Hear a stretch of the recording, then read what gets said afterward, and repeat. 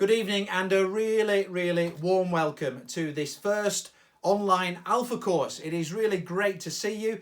I'm so pleased that you have joined us, and I know that over these next few days we're going to have a great time together as we journey along with each other on this Alpha course. Over the years I've run loads and loads of Alpha courses, but this is the first time obviously that I've had to do this in this situation, in a lockdown. Never before obviously have I done this. I've never done an online Alpha course before, and so I'm very much finding my way through this. And nevertheless, thanks to the technology that we've got, we are going to have a great time, I know, over these next few days. Just to explain how we're going to do this, every evening for the next couple of weeks, I'm going to post an Alpha talk online on our YouTube worship channel, and it'd be great if you can sit down at 7 o'clock each evening and watch them. And then at the end of the talk, around about 7:30, there's going to be the opportunity to go into online discussion groups via Zoom. And so if you'd like to be part of those online discussion groups and you haven't already been in touch, then do email us. Email us at alpha@holytrinityidol.org.uk. That's alpha@holytrinityidol.org.uk. We'll send you a little link, and then you can join in with others to discuss that evening's talk.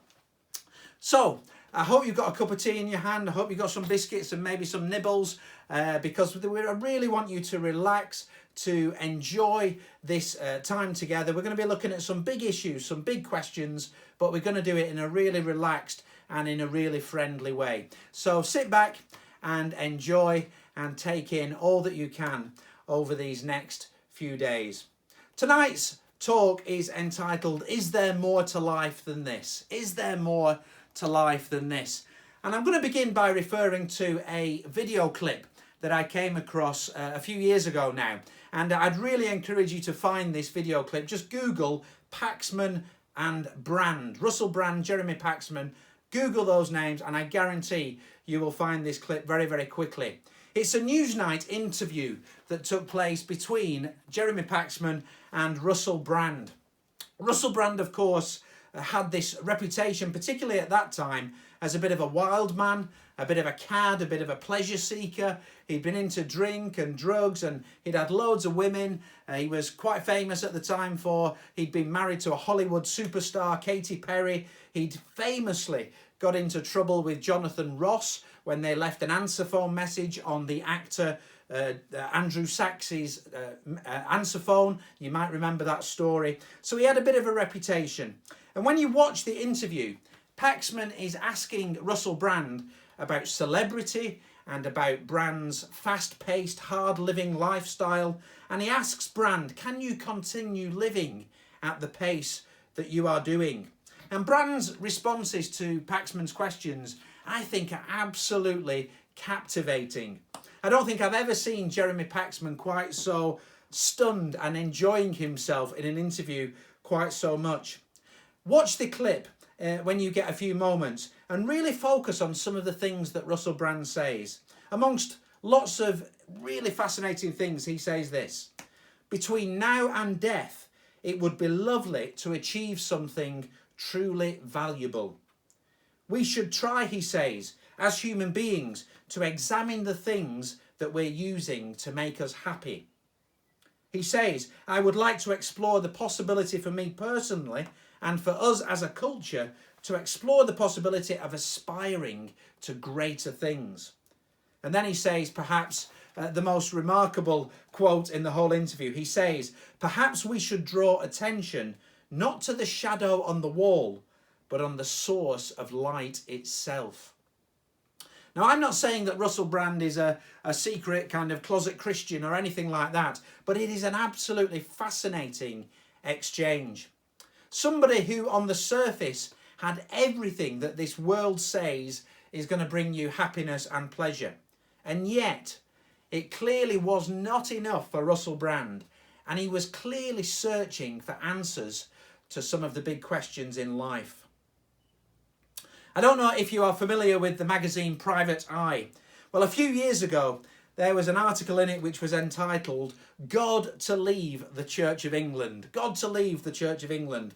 What it said was this: following the example set by leading former Anglicans, God too has indicated that he is going to leave the Church of England. According to sources close to God, he's been very unhappy for some time now with the direction the Anglican Church has been taking, and he has finally now had enough.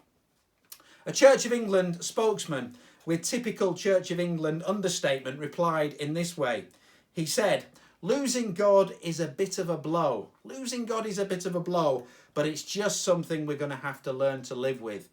Can you believe it? Or how about this? This was a genuine headline in a national newspaper just a few years ago. Ex-Archbishop warns of crisis in Christianity. Church on the brink of extinction. It's remarkable, isn't it? You know, what on earth was a former Archbishop of Canterbury doing, giving a newspaper a quote like that? I don't know if any of you are in public relations or marketing, but can you imagine any organisation feeding the media a line like that? Can you imagine Elon Musk or Jeff Bezos or Mark Zuckerberg or Bill Gates saying something like that about their own organisations? The media in this country, commentators and maybe even former Archbishops of Canterbury would have you believe that the church is dying on its feet. Philosophers and writers and cultural commentators would have you believe that nobody is interested anymore in faith or religion or church. I believe that all those people are fundamentally and profoundly wrong. I think people are fascinated by faith and religion and spirituality. I think people are longing to know the answers to some of the big questions in life. And we find ourselves tonight sitting in front of our laptops or on our mobile phones right at the start of this Alpha course. We've all got different stories, all got different backgrounds. We've all, if you like, got different journeys of faith, different journeys of discovery that we've been through to get to this point in our lives. My own faith journey has been pretty straightforward, really. I was born into a Christian family. I attended church right from the day I was born and have never really moved away from my faith. Others of us will have completely different stories. Some of us perhaps were taken to church by our parents when we were children. We went to Sunday school, but then we stopped going when we became teenagers, or we went to college or became a bit rebellious. Perhaps others were baptised as children in church, but only have ever really attended since at Christmas or Easter, or maybe under duress on Mother's Day. Perhaps for some of us, our experience of church has only been for hatches, matches and dispatches, for christenings, weddings and funerals. For some of us, perhaps we have got absolutely no church background whatsoever. And however we come here tonight to this point, it doesn't really matter. We're all unique, we've all got our own stories, our own experiences, and that is really great. That is something that is really going to enrich our time together over these next couple of weeks.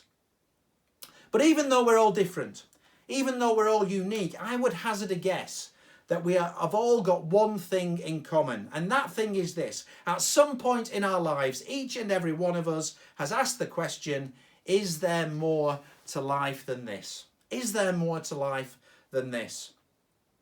Very often, this is a question asked by men of a certain age, men who are coming to terms with thinning hair, men who have got a growing and expanding waistline. It's often called a midlife crisis and usually ends up with a little sports car or a motorbike.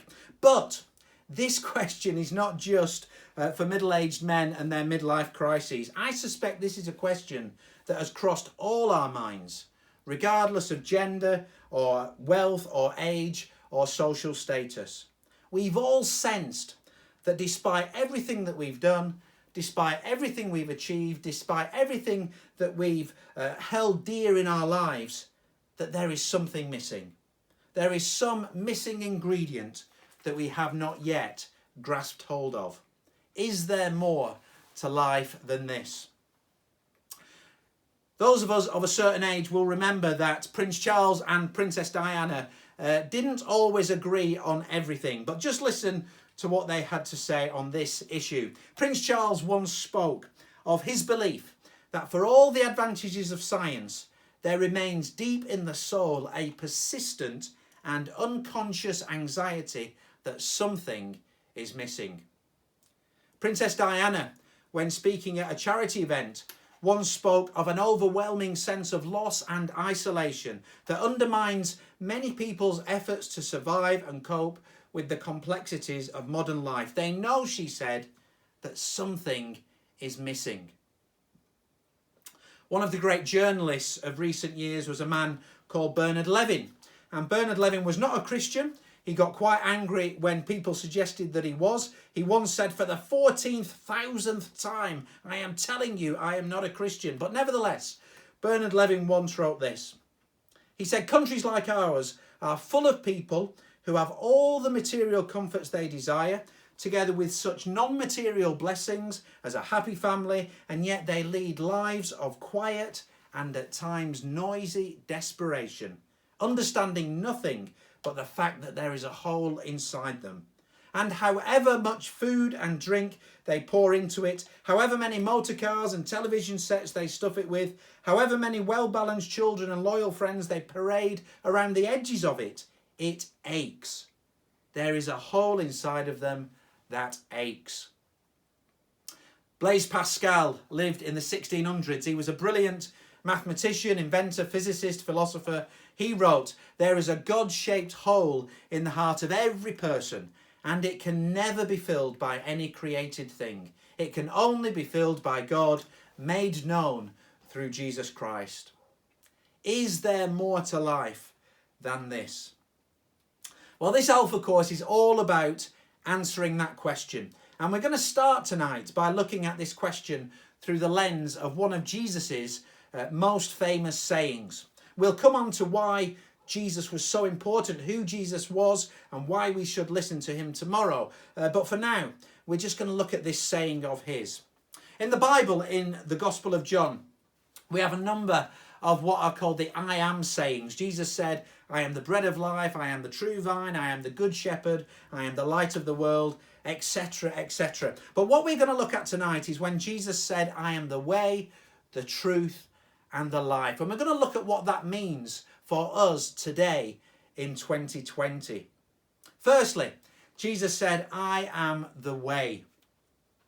I guess tied in with all those other big questions, particularly the is there more to life than this question, all the other big questions we come across from time to time. Where do we come from? Where are we heading? Who are we? What happens when we die? These are what we might call the first order or the big questions of life. And I guess many of us are on a search, and these questions reveal to us that we are all searching, trying to find some significance, some meaning, and some purpose to our lives. Leo Tolstoy was a very famous writer who wrote about his own personal search for meaning and significance and purpose. He writes about how he rejected Christianity as a child, and then as he went through his life, he continued to search. First of all, he thought, well, maybe pleasure is the answer, just having a great time. And so Tolstoy entered the social world of Moscow and St. Petersburg. He drank heavily, he slept around, he gambled, he lived a wild life, but he found that that just did not satisfy him. And then he thought, well, maybe money is the answer. He'd inherited a large estate from his family. He'd started to make a huge amount of money through his writing, but he found no matter how much money he had, it was never enough. It just did not satisfy him. And he thought, well, maybe success and fame and importance and ambition is the answer. Well, the Encyclopedia Britannica describes some of Tolstoy's works, War and Peace, Anna Karenina. They are described as some of the greatest novels in world literature. And yet, for Tolstoy, it still did not satisfy him. He thought, well, maybe family is the answer. To give my family the best possible life. He got married in 1862. He had a happy family and 13 children. So to be fair to him, he gave family life a really good go, but he still wasn't satisfied. Tolstoy had achieved all his ambitions. He was surrounded by what is considered to be perfect, complete happiness, and yet one question drove him to the verge of suicide, and that question was this: what meaning has my life got that the inevitability of death does not destroy? In other words, if I was to stop living, what would be the point? What difference would my life have made to everybody else and to the world in which we live? Tolstoy had looked in every field of science and philosophy to try and come up with an answer to his questions, but he just couldn't find an answer. He started to look round at his friends, his contemporaries, and he found that many of them were just avoiding the issue. They weren't even thinking about these big questions of life and death. Eventually, Tolstoy found what he was searching for, and he found the answer to his questions in the Christian faith of the peasant people of rural Russia. Some of the poorest, most downtrodden people on the face of the planet. And yet, in their simple faith in God through Jesus Christ, Tolstoy found that they had got what he was searching for. 150 or so years later, nothing has really changed. Jack Higgins, the massively successful writer novelist, was once asked, if you could go back in time and the old Jack Higgins could pass on a piece of advice to the new Jack Higgins, the young Jack Higgins, what would that advice be? Higgins' answer was this: when you get to the top, you discover that there is nothing there. Freddie Mercury, lead singer of Queen, of course, he had amassed a huge fortune, attracted thousands of fans, millions of fans, but he admitted in an interview shortly before his death that he was desperately lonely. He said this: you can have everything in the world and still be the loneliest person. And that is the most bitter type of loneliness. Success, he says, has brought me world idolization and millions of pounds, but it has prevented me from having the one thing we all need: a loving, ongoing, unconditional relationship. Ultimately, what Christians believe is that the only relationship that is completely loving and ongoing and unconditional is a relationship with God himself. And Jesus said, I am the way into that relationship. I am the way to finding the purpose, the significance, the meaning for what we are made. So Jesus said, I am the way. Jesus also said, I am the truth. Sometimes people say, well, it's great that faith in God satisfies that hunger, but I just don't have that need. Isn't faith a kind of crutch for weak people who need that sort of thing in their lives? It's not for me. I just don't need that sort of thing. The trouble with thinking that faith is just a crutch for weak people is that the argument doesn't really stand up. Either something is true or something is false. Something can't be reasonably true for some people and reasonably not true for others. Something is either true or it isn't true. C.S. Lewis put it this way. C.S. Lewis, of course, author of Narnia and The Lion and the Witch and the Wardrobe, a great writer. He said, Christianity is a statement which, if false, is of no importance whatsoever, and if true, is of infinite importance. The one thing it cannot be is moderately important. So that's the question, really. Is it true? Is the Christian faith true? Jesus said, I am the truth. So can we believe him? Well, one of the things that we're going to be doing in Alpha over these next few days is looking at the evidence, the historical evidence for the life, death and resurrection of Jesus Christ. And it is really fascinating just how many people, once they look at the evidence for themselves, come to the conclusion that actually the Christian faith and the life, death and resurrection of Jesus is actually true. And we're not just talking religious people here, vicars and bishops and strange people like that. Two professions that deal exclusively with evidence and with truth are, of course, scientists and lawyers. And during lockdown, we've heard a lot, haven't we, from scientists, from experts, and Every day now at the daily briefing, we have a politician stood in the middle, and either side of them is a scientific expert. Two people who tell the truth. The politician, I suppose, could be accused of spinning the truth, but the scientists are there to say this is the truth. Well, many of the early pioneers of science believed in the truth of Jesus Christ. Newton, Galileo, Copernicus, Faraday, Kelvin, Pasteur, they were all believers in Jesus. They believed it and he was true. Professor James Simpson, brilliant scientist, he pioneered the use of anaesthetic in surgery. Someone once asked him, Professor Simpson, of all these discoveries that you've made, which of them was the greatest? Professor Simpson replied, well, actually, the greatest discovery I have ever made was the day I discovered Jesus Christ.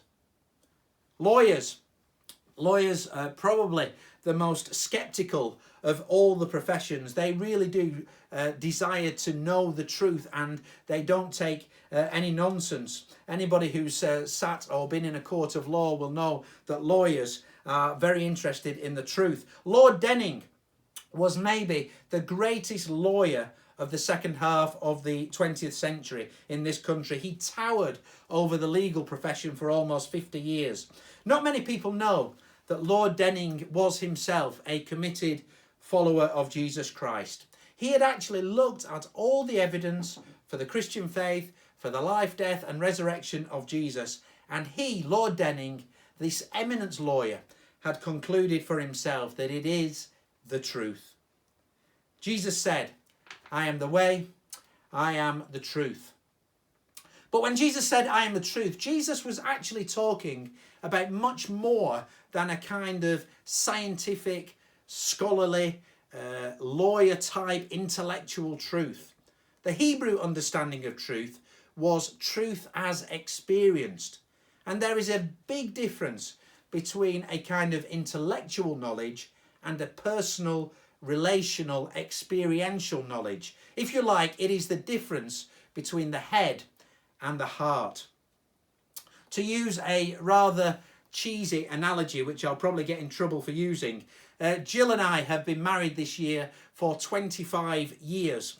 We've been together for over 30 years, but we've been married this summer for 25 years. Now, just imagine, before we were married, before we'd even met, imagine I went into a bookshop and there was a book on the shelf which was entitled Jill, the Amazing Woman. Chapter 1, her sparkling personality. Chapter 2, her extraordinary intelligence. Chapter 3, her infinite patience. Chapter 4, her Michelin-starred cooking skills. Of course, this book is to be found in the fiction section of the bookshop, but there we go. Seriously, if I'd looked at this book 25 years ago and thought, wow, this woman sounds amazing, at that stage, that would have been intellectual knowledge. That would have been head knowledge. When I tell you that 25 years down the line, I now know the truth, that Jill is actually an amazing person, that's not just intellectual knowledge, that's not just head knowledge, that's also heart knowledge. That's a personal, relational knowledge based on experience.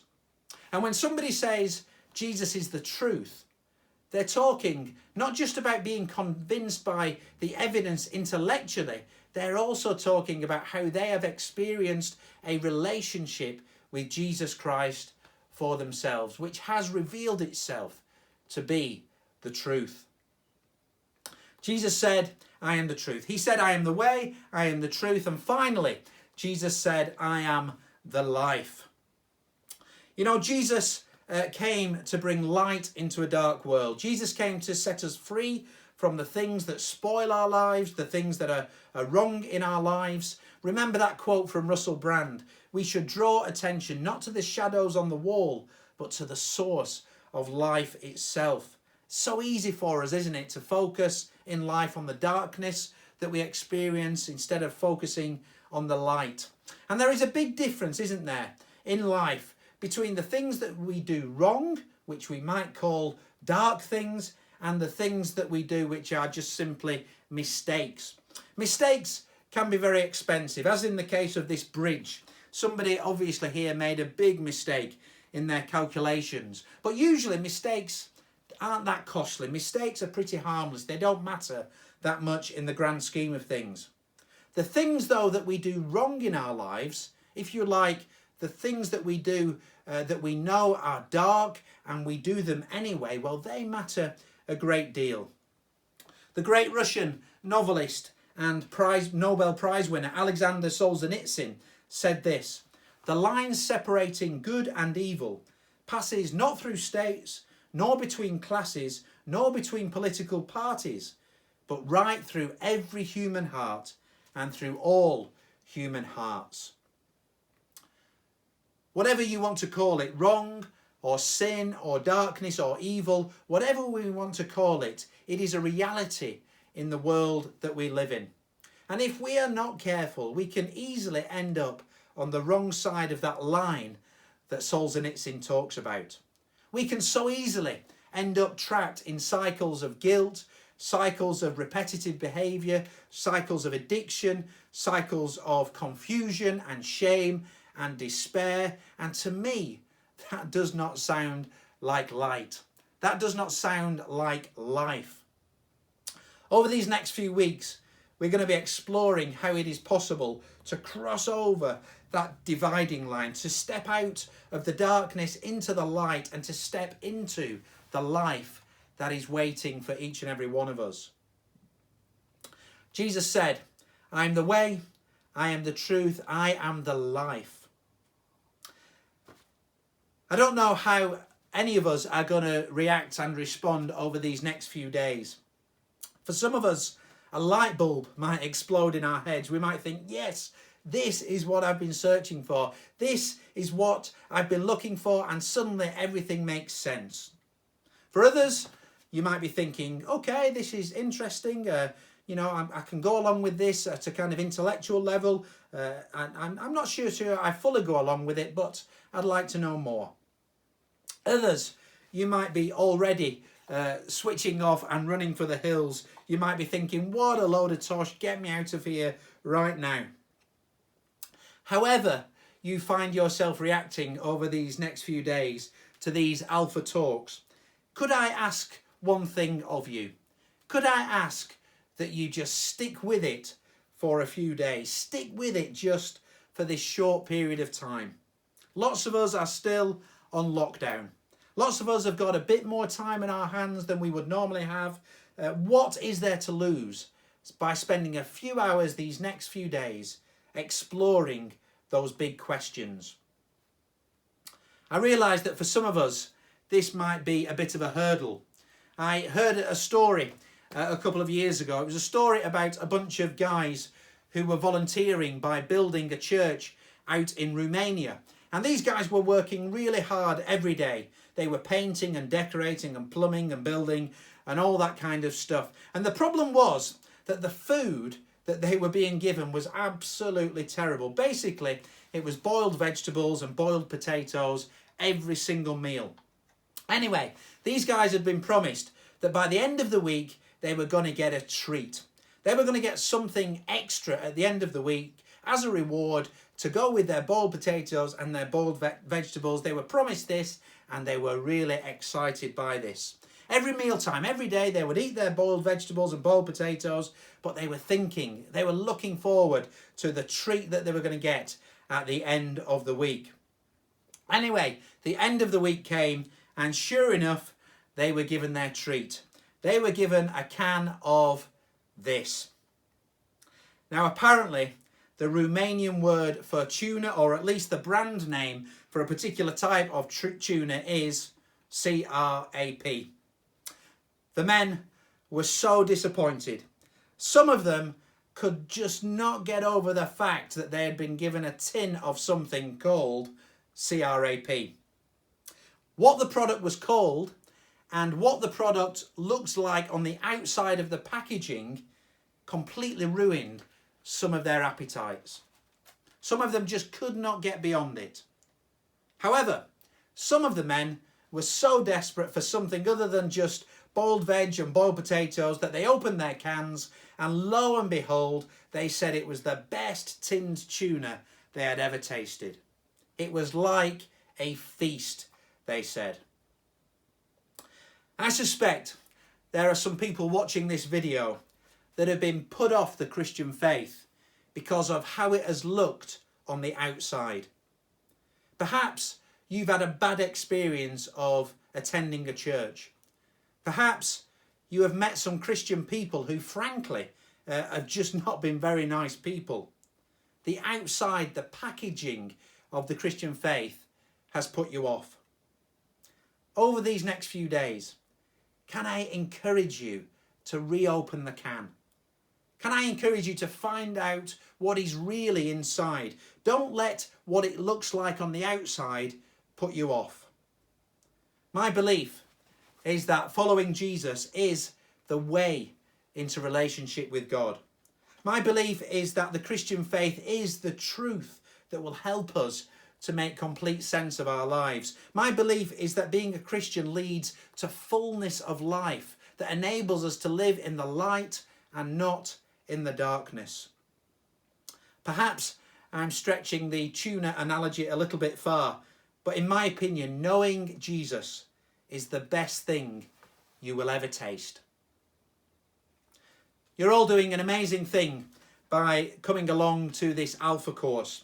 You're making time to explore some of the big questions of life, and too few people are doing that these days. Remember, 150 years ago, Tolstoy looked around at his friends and realised that none of them were even asking the big questions. How many of us just go through our days, go through our lives, just consumed by stuff, our phones, Facebook, internet, the television. We're just consumed by stuff, and none of us are really asking the big questions. I don't think there is a better use of our time during this lockdown than to spend some time asking and investigating those big questions. Is Christianity true or is it false? Does God exist or does he not? Is Jesus really the way, the truth, and the life?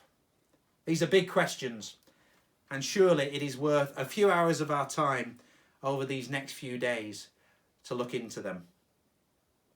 I really do thank you for joining us tonight. Really grateful that you've made the effort to come along and join us for this first Alpha course. We're going to move now into an online discussion. Some of you will have already received the link to a Zoom website address so that you can join the discussions. If you've not already emailed in, then do email in alpha@holytrinityidol.org.uk. We'll try and send a link out as soon as possible. Even if it's not ready for tonight, it'll be ready for you for tomorrow evening, and we'd love to see you tomorrow evening. But at the same time tomorrow, 7 o'clock, really look forward to seeing you tomorrow. We're going to be looking in some real detail at who is Jesus? Who is Jesus? And we're looking at some of the evidence for his life, death, and resurrection. Take care.